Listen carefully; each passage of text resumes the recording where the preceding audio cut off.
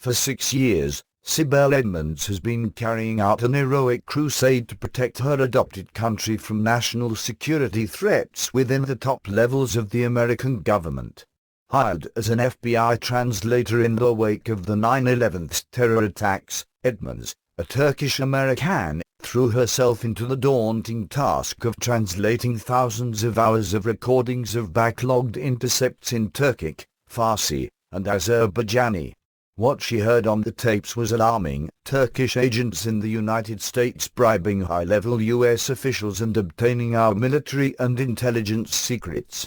What she witnessed at the FBI was even more appalling: translators who were intentionally filing false translations and passing information to foreign powers, and, what's even worse, FBI superiors who did nothing about it when these serious breaches were brought to their attention. Unwilling to settle for the bureaucratic don't-rock-the-boat response she faced from immediate supervisors, Sibel Edmonds decided to take her concerns higher up the FBI chain of command. The result? She was fired, and those she tried to have investigated got off scot-free. Some fled the country to avoid potential prosecution, while others continued their alleged criminal and treasonous activities. Some of the FBI colleagues who blocked her efforts were promoted. How could this be, especially in the immediate aftermath of the September 11 attacks, when Homeland Security was our #1 concern? And especially since FBI Director Robert Mueller had expressly promised that the agency's notorious penchant for punishing whistleblowers was now a thing of the past. In a November 2001 memorandum to all FBI employees, Director Mueller stated, "I will not tolerate reprisals or intimidation by any Bureau employee against those who make protected disclosures, nor will I tolerate attempts to prevent employees from making such disclosures." However, Director Mueller's assurances notwithstanding, the case of Sibel Edmonds is exhibit A in a long line of examples indicating that reprisal and intimidation against whistleblowers continues to be standard operating procedure at the FBI and other federal agencies. The public may be tempted to wonder, well, if the national security compromises Mrs. Edmonds alleges are as grave as she claims, why doesn't she go to the Congress, or the courts, or the media? She has attempted to do all of that but has been blocked at every turn by a smothering gag order imposed by the Bush administration under the state secrets privilege. The gag order not only classified all of Edmonds' testimony to the 9/11 Commission, to the investigative staffs of congressional committees, and to the Justice Department's Office of the Inspector General, OIG, but even letters by members of Congress requesting information from the executive branch. Turkish spy in the FBI. Governments, obviously, have a legitimate interest in protecting secrets vital to national security. But as history abundantly shows, governments frequently invoke national security to avoid embarrassment or to protect those guilty of criminal negligence, corruption, or treason. Sibel Edmonds has been threatened with prosecution and imprisonment if she reveals what she knows. Plain and simple, the administration has been trying to make her disappear into a black hole. However, the petite, plucky whistleblower refuses to be bowed or intimidated. Considering the meat of Sibel Edmonds' charges, we may be fortunate indeed that she has been so tenacious and unyielding before the fearsome threat of a retaliatory indictment. The information she reportedly was privy to on nuclear proliferation alone is, literally, explosive, of the kind that has to do with the ultimate nightmare terrorist scenario, a nuke attack inside the United States. Since Edmonds herself has been prevented from publicly naming names and providing details, most of what is now in the public domain about her case has come from leaks of documents by anonymous sources in government and the investigative work of alternative media journalists and internet activists.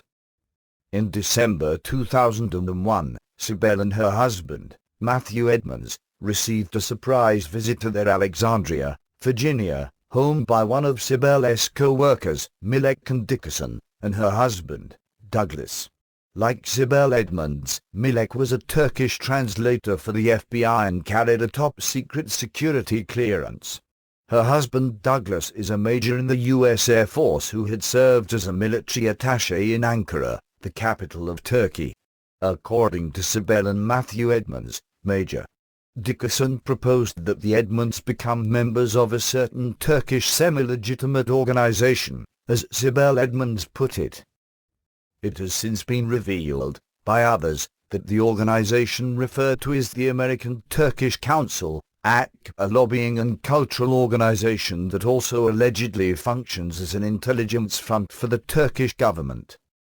Major Dickerson's mention of the semi-legitimate organization and high-level friends at the Turkish embassy in Washington, D.C., immediately set off Sibel's internal alarms. The AC and some of the individuals he named were subjects of FBI counter-terrorism investigations that she was working on. It sounded to the Edmonds like they had just been propositioned to spy against their country for payoffs by a foreign power. According to Sibel Edmonds, she recounted the incident, both verbally and in writing, to her FBI superiors.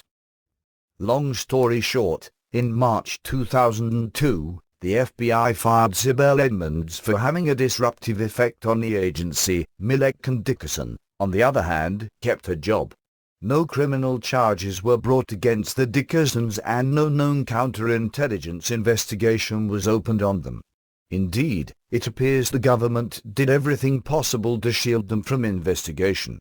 When attorneys for Sibel Edmonds prepared to depose the Dickersons in a civil suit in August 2002, the Air Force conveniently transferred the Dickersons beyond legal reach to a NATO assignment in Belgium.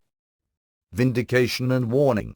In July 2004, the Justice Department's Office of the Inspector General finished its investigation of the Edmonds case, but it was immediately classified, assuring that its contents would not reach the public. Finally, in January 2005, the Office of the Inspector General released an unclassified summary of its report, which, at least partially, vindicated her claims. The OIG report reads, in part, "We found that many of Edmonds' core allegations relating to the co-worker were supported by either documentary evidence or witnesses other than Edmonds. Moreover, we concluded that, had the FBI performed a more careful investigation of Edmonds' allegations, it would have discovered evidence of significant omissions and inaccuracies by the co-worker related to these allegations. These omissions and inaccuracies, in turn, should have led to further investigation by the FBI.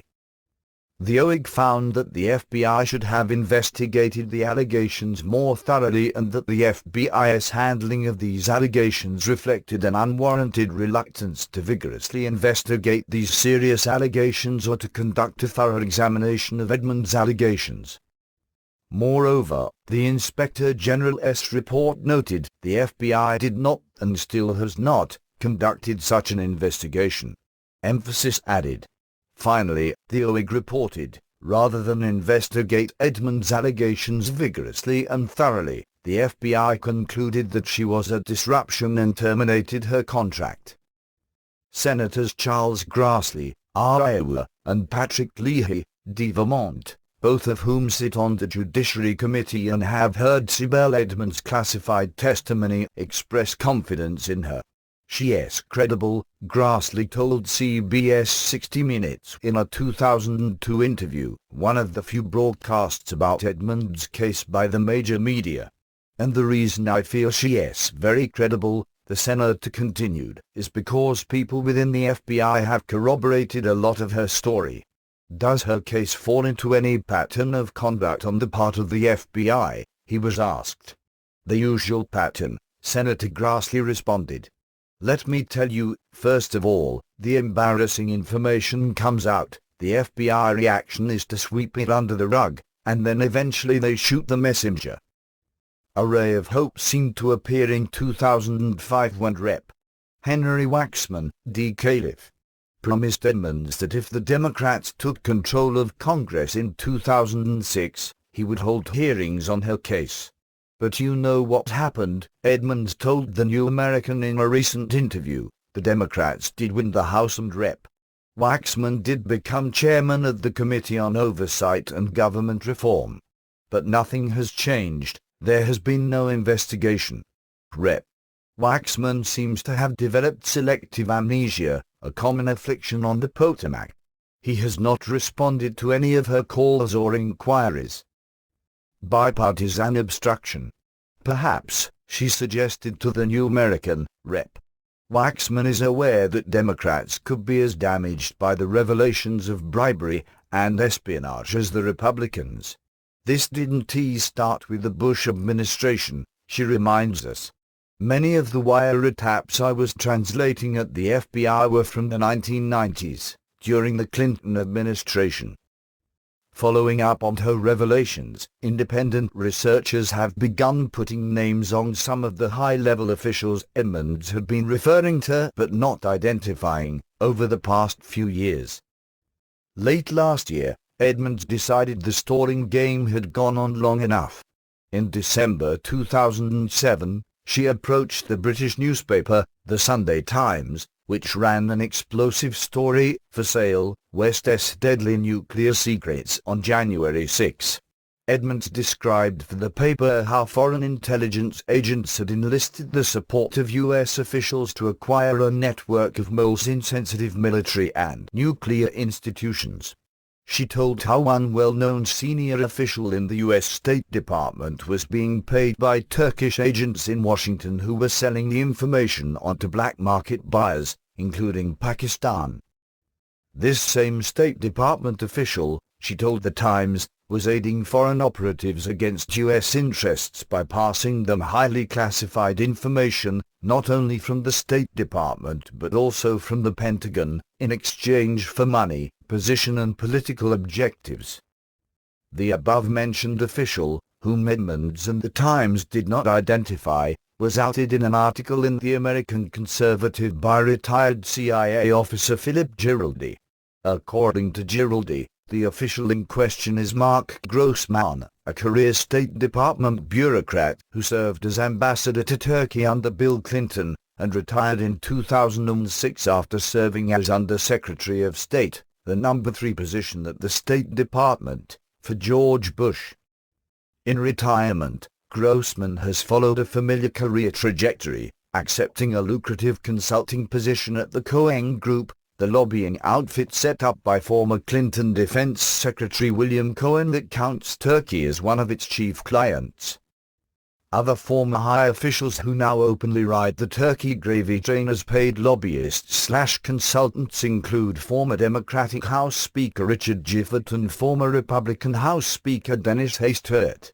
Hastert, allegedly, is one of the officials identified in FBI intercepts as receiving multiple cash payoffs through the American Turkish Council. If you made public all the information that the FBI have on this case, Edmonds told the Times, you will see very high-level people going through criminal trials. Perhaps that explains why top Republicans and Democrats would rather see Sibel Edmonds locked up with the permanent gag order.